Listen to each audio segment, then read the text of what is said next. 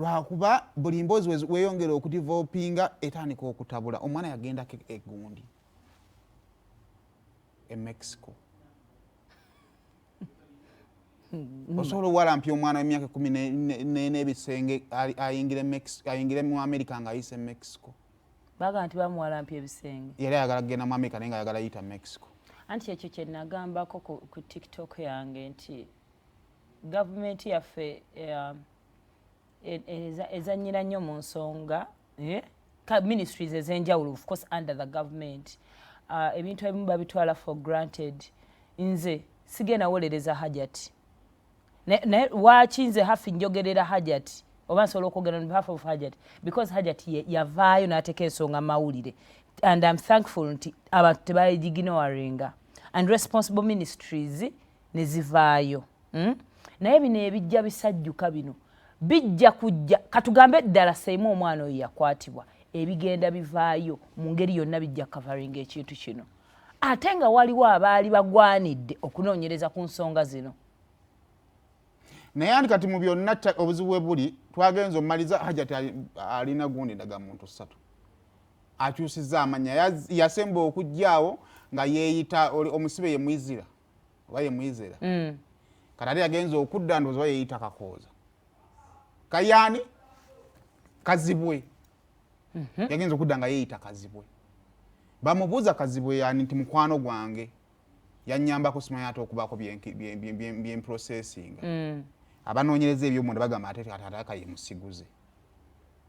Alina endagamuntu eri mu mannya gaagage yennyini. Kati identification ya Hajji oba background ya Hajji yeri mu kukuba omusango gw'omwana simanyi. Because you see, Seimo, bw'ofuna obuzibu tekijjaawo kuba nti olina gwe ebintu ebyokola ebirala. Lwadde ng'omuntu kasita otuuka mu mateeka ne wabaayo emisango oba ne wabaayo ekintu ekigenda mu maaso kijja kujjayo buli kimu. Nze kyobola kye nali njagala abantu ba bulijjo babiveemu. I was as grateful nga ndaba Balaam ne Minister Nakiwala Kiyingi bayingidde mwene ensonga. But this is the moment that really disappointed me. Eyo emmeeza eyo ebyabadde ku eyo emmeeza. Eno ensonga erina abatobola ogikwasaganyaako. Mulimu abatali meant kugibeeramu. Naddala bwe tuteekamu feelings, nze nange eyo tebo sobola gituulako. Kuba nnyinza oteekamu feelings. Mufo ky'okuteekamu okugyawo in a professional manner. Kyobola nga ngamba abantu ba bulijjo ffe bannagundi abatalina kye tugatta ku lino ggwanga. Toli minisita w'abaana, toli musirikale, toli munoonyereza, ne tugivaamu. Kijja kubeera kibi nnyo.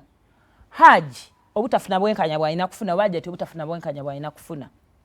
Omusango ne gwe side emu. Hajji olwedde mu kkomera gy'ali. Naye ekyokubeera mu kkomera kitegeeza nti nno osaavinga ku lw'omusango gw'oba wakola. Olwedde gy'ali. Kuba mu kkooti tannabatuukamu.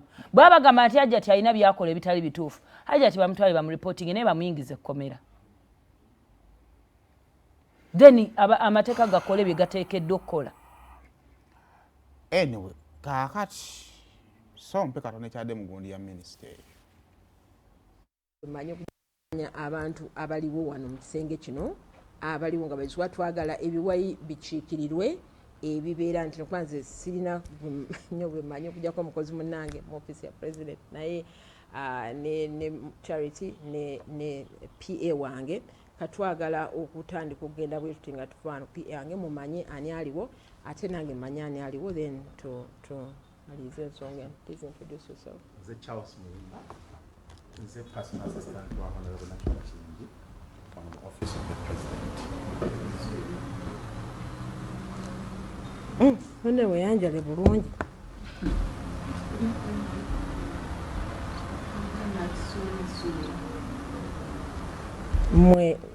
Mwezerwa.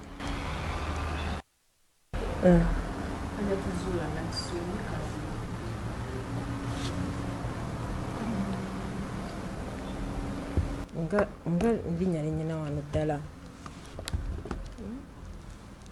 Linnya nga linnyina wano ddala. Zuula Nakisuye Mwezerwa.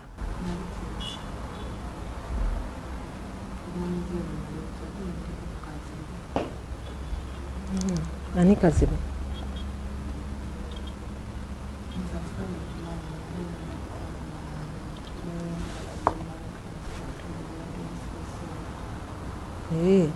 Kati ani tata uma kwanjaga kumanya tata uma kati oli mukwano gwo ne friend of yours omuteka kwa identity card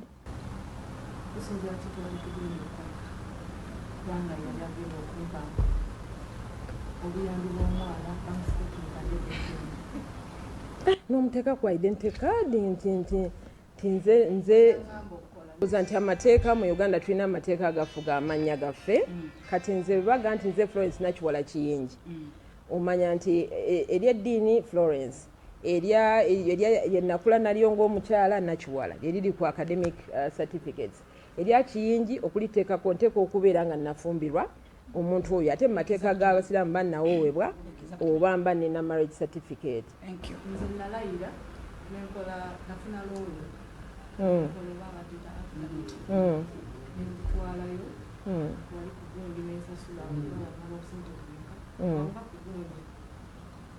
Nagira kwa kati nze document kwata ku remote yo sigala ku BBS Telefina tukuwa otambula mu basalabu